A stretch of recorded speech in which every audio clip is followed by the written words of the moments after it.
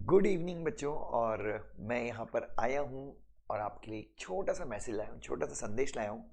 संदेश ये है कि अब अभी तक जो बच्चे ग्रुप वन की प्रिपरेशन कर रहे थे, सीएस एग्जीक्यूटिव ग्रुप वन, जिनकी क्लासेस मोस्टली नवंबर में शुरू हुई थी और जिनके लगभग अभी मैं मानता हूँ कि 50% सिलेबस ऑलमोस्ट ख़त्म हो गया होगा। ठीक है, ऑलमोस्ट सबका 40 से 50% सिलेबस ख़त्म हो गया। तो अब ना बच्चों, अब आपको अपनी स्ट्रेटजी जो है जून के लिए चेंज करनी चाहिए। अब आपकी स्ट्रेटजी क्या होनी चाहिए, सुनिएगा ध्यान से। जैसे अभी तक हम लोग क्या कर रहे थे, अगर आप लोग मेरी स्ट्रेटजीज फॉलो करते हैं तो अभी तक का जो टाइम टेबल हम लोग फॉलो कर रहे थे वो ऐसा था कि जितना हम लोगों ने क्लास में रोज पढ़ा है, जैसे हमने अगर 4 सब्जेक्ट पढ़े तो हम क्या कर रहे थे, every day we were revising 4 subject. ठीक है, almost it use to take 3 hours. But आज से मैं चाहता हूं कि अब चूंकि एग्जाम नियर बाय आ रहे हैं, लगभग 50% सिलेबस आपका हर सब्जेक्ट में हो गया है, तो अब थोड़ी सी स्ट्रेटेजी हमें चेंज करनी चाहिए। अब मैं आपको बताता हूँ ये चेंज स्ट्रेटेजी क्या है, सुनिएगा ध्यान से। तो जैसे कि मान लीजिए आज मेरा क्लास खत्म हो गया, लगभग 2:30-3 बजे मैं फ्री हो गया। सुबह 8 से लेकर 2:30-3 बजे तक की मेरी क्लास थी, मैं फ्री हो गया। मैं घर जाके 1 घंटे का आराम कर लेता हूँ, खाना खा लेता हूँ और लगभग 4 बजे मैं पढ़ाई के लिए रेडी हो जाता हूँ। ठीक है, अब मेरा जो स्केड्यूल है 4 से लेके 8 तक का, मतलब 4 घंटे हैं। इसमें बीच का 15-20 मिनट, आधे घंटे का आप ब्रेक ले सकते हैं, स्नैक्स ब्रेक। 3.5 घंटे आपके पास है मान लीजिए। ठीक है, अब ये 3.5 घंटे में आपको क्या करना है।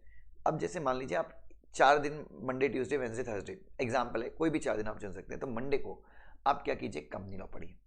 अब जैसे कंपनी लॉ, अब जैसे आप मंडे को 3.5 घंटे ले रहे हैं तो आपको कंपनी लॉ कैसा उठाना है, from the very first day आपको इंट्रोडक्शन का टॉपिक करना है, आपको शेयर कैपिटल का टॉपिक करना है, आपको डिबेंचर्स का टॉपिक करना है।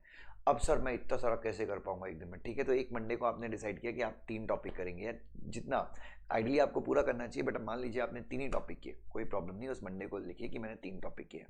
अब जब अगली बार कंपनी लॉ का नंबर आएगा 4 दिन के बाद, मतलब 5वें दिन जब कंपनी लॉ का नंबर आएगा, तो ये रिमेनिंग टॉपिक्स कीजिएगा।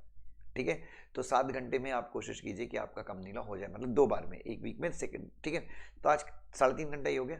उसके बाद रात को 8 से 9 आप खाना खा लेंगे। उसके बाद आपके वापस से टाइम बचता है 9 से 10:30 का बच्चों। अब थोड़ा सा मेहनत तो करनी पड़ेगी, या 9 से 10 का 1 घंटे का जो टाइम बचता है, इस टाइम पे what you have to do is कि आपने उस दिन आपने जेआईजीएल भी पढ़ा होगा, आपने टैक्स भी पढ़ा होगा और आपने एसबीसी भी पढ़ा होगा। तो आपको 1 घंटे में ये तीनों चीज़ें जो क्लास में पढ़ाई गई हैं वो आपको रिवाइज करनी है। अब आपका फर्स्ट डे हो गया, सेकेंड डे आप उठा लीजिए जेआईजीएल।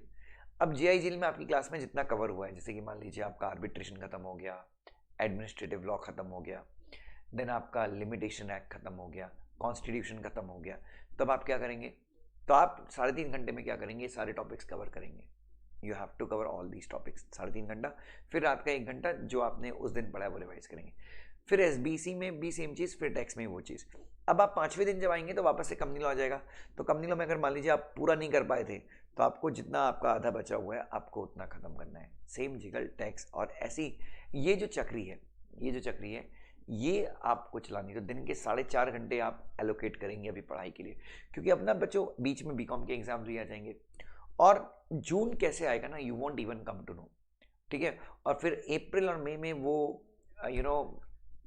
प्रॉब्लम चालू होती है कि सर मेरा कुछ प्रिपरेशन नहीं हुआ, कंपनी नॉट टैक्स इतना वास्ट है that I am not able to finish. Sir जीगल तो बहुत ज़्यादा डिफिकल्ट है। और तो ये प्रॉब्लम जो होती है ना बच्चों, जो अप्रैल मई में जो आपको प्रॉब्लम आएगी, वो प्रॉब्लम एक्चुअली शुरू होगी अभी से। मतलब अगर आप अभी से कंसिस्टेंट नहीं रहेंगे, अभी से अगर आपने सिलेबस को इग्नोर करना चालू किया, तो आप हग दोगे एग्जाम में बच्चों। आपका problem, you will face lot many problems. So this time, ये जो टाइम है बच्चों, जनवरी फरवरी मार्च, ये 3-4 महीने अगर अपन ने अच्छे से मेहनत कर ली, तो अप्रैल और मई में इतना आपको प्रेशर नहीं होगा, आप कॉन्फिडेंटली आप एग्जाम लिख पाओगे। सबसे पहले मुझे ये बताइए कि आप राइटिंग प्रैक्टिस वगैरह तो कर रहे हैं। ठीक है, writing practice is very crucial. ठीक है, स्पेशली कंपनी लॉ हो गया, जेआईजीएल हो गया, क्योंकि और एसबीसी हो गया, टेक्स्ट तो आपका एमसीक्यू है। So this is the revise strategy. If you follow, I am very sure आपको मई और जून में प्रेशर नहीं आएगा। Love you so much, God bless you.